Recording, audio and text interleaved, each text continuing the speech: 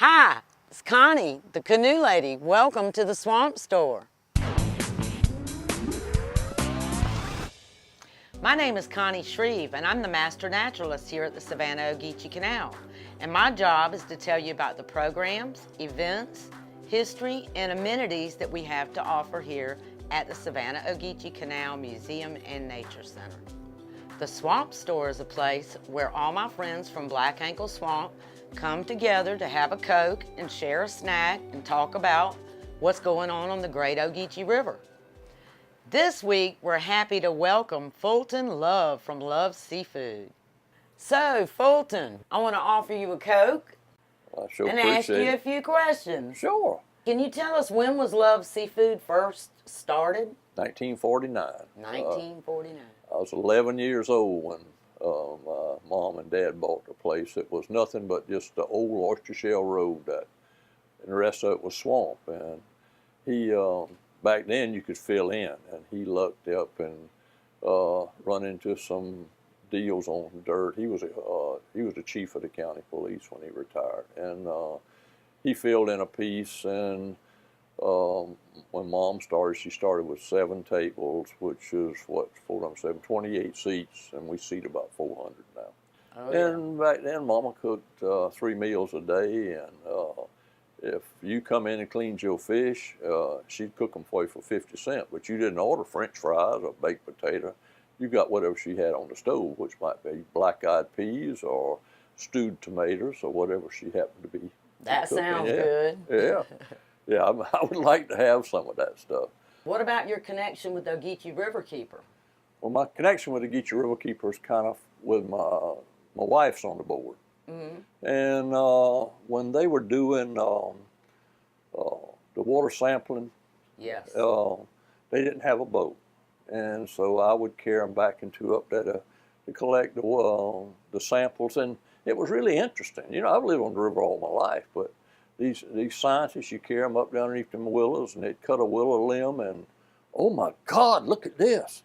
And man, this is great. And I'm looking at nothing but bugs. I said, you know, I couldn't really understand, but after 2 or 3 trips, I was bad as they were. I was looking at, God, that's one of them, so and whatever they were calling them.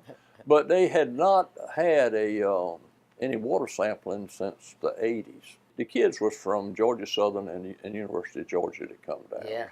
And I'd ask them, I'd say, what's the river looking like? What's the water look like?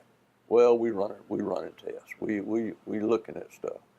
So finally, this girl, like a math and I said, y'all been doing this almost a year now. I said, you ought to be able to tell something. She said, well, we want to wait and make a public announcement about it, but the water quality is as good as what it was back in the 80s. I said, whoa, that's great, you know. Great. Yeah. So I said, I'm fixing to start back fishing. Right now I'm fishing 4 traps. We just started back, and I'll fish 4, and as the fish pick up, I'll take a trap up. And then they pick up some more, I'll take another trap up. We have got to where we wasn't fishing but 1 trap up. And it was catching all the fish we need, because the traps we fish are pretty good size, and sometimes you dress 200-300 pounds out of 1 trap. So we're not trying to freeze fish or store fish. We're just trying to catch fresh, local fish as much as we possibly can. Some of the people that have been in those rivers over in some of these other countries like Australia and all, and they said it was one of the cleanest rivers as far as trash that they'd ever been on. Yes. Well, the people that live on that river, they pick the stuff up or they carry a bag, you know. It gets me when I see somebody throw a beer can over, you know. Oh, yeah. Can you tell us a little bit about life on the Black Ankle Swamp? Daddy didn't talk about it. I think he was kind of glad at that time to move where they had running water and all, you know. Back then, yeah. Back then, everything was a pitcher pump, or you had an outhouse or something like that. I think he thought he was in paradise whenever he moved to a place that had running water and had a bathroom. Oh, yeah. Yeah. Mom, she was a little different than Dad. They didn't have a full-time college in Savannah at that time, but she graduated. She was always a housewife. She's always, but back then, housewives was a lot different, you know, what they are now. I mean, I can remember as a kid, her getting up and getting coal and wood to heat hot water. Then Uncle Warren, he was a great guy, but he come along during the Depression. He was older than what Daddy was, and he was for lack of a better word, a real good bootlegger. So yeah. So, but anyway, that was a way of making a living back then. That's you know, right. people did that to put food on the table. And he'd buy a new car every 6 months because the revenue people would be recognized the one he had. And when he bought it, it was always them V8 Fords with overload springs in the back, and they have to move stuff around in the swamp. You know, if they made liquor in the swamp, they'd set the still up for a month or 2 or 3, and then you dump that mash and that you didn't use, and usually it was on a creek. And before long, they get, so somebody's gonna know it, so they'll take and load everything up, and most all of it was nighttime work too. But like I say, it was a way of getting by back then. It was a hard job, but everybody needed a little drink. It was, so, yeah. Sugar come back then. Sugar come 100-pound sacks, and you had to tote that, put it in the boat. When you got to wherever you was making the liquor, you had to get it out of there and then put it in the barrels, and you had to go in there and check, see if it was ready to run. And it wasn't an easy job. It was by far it wasn't an easy job.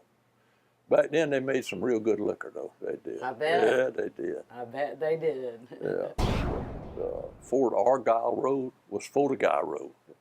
That's whenever they started pronouncing it Fort Argyle Road, which is the correct pronunciation. Yeah. Hell, I'd been come up with the Fortiguy Road. It was not, it was not just like a lot of these other roads around. It was Quaco, Colcu is what we always called it. Now a lot of stuff we've lost on account of the difference in the way it was pronounced after the Civil War and what the correct pronunciation is now. Wow.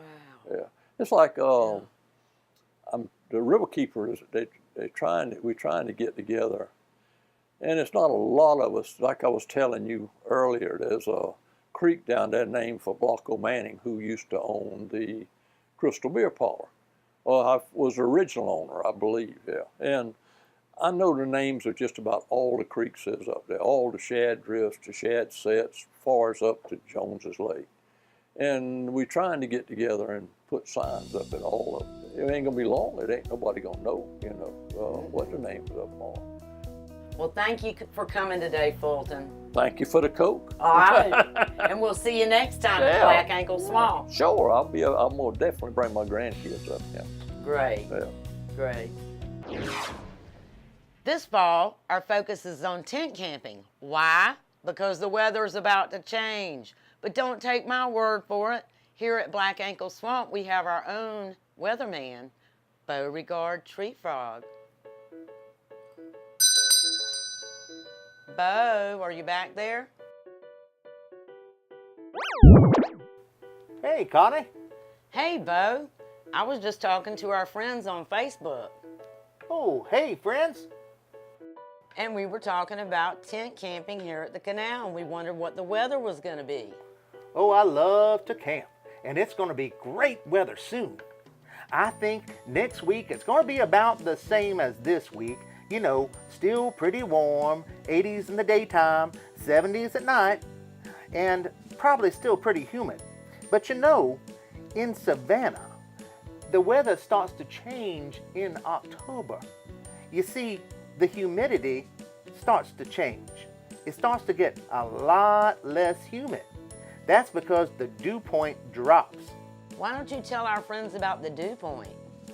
Well, basically, humidity determines the comfort level, and the dew point determines whether perspiration will evaporate from your skin, thereby cooling the body. Lower dew points feel drier, and higher dew points feel more humid, unlike temperature, which typically varies between night and day. Dew point tends to change more slowly. So while temperatures may drop at night, a muggy day is typically followed by a mugging night. Okay, well, that's very interesting information. Thanks for the update. See you next week. Bye, Connie. This week in the Swamp Store, we're featuring Rob's award-winning Island Girl honey. Rob Potts stopped by earlier this spring and told us all about his award-winning honey. Let's watch. Do you actually collect honey in this process? I do. You do? I Okay. do. And I do. I collect it. I entered it in a Georgia State Bee Contest and won first place. I couldn't believe it. Now, do they judge off of taste, or does it Strictly taste. Okay. We put the honey in a black jar. They cannot see what color it is or anything like that. They take the lid off. They take a glass rod and they put it down in and they taste it. Then after they taste that, they write down everything they think. They put that glass rod aside and they rinse their mouth out and they go to the next one. That's like fine wine almost. You know. Exactly, just Definitely. about like fine wine. Here's a fun fact. Did you know that honey is one of our safest foods? Because harmful germs cannot live in honey for very long.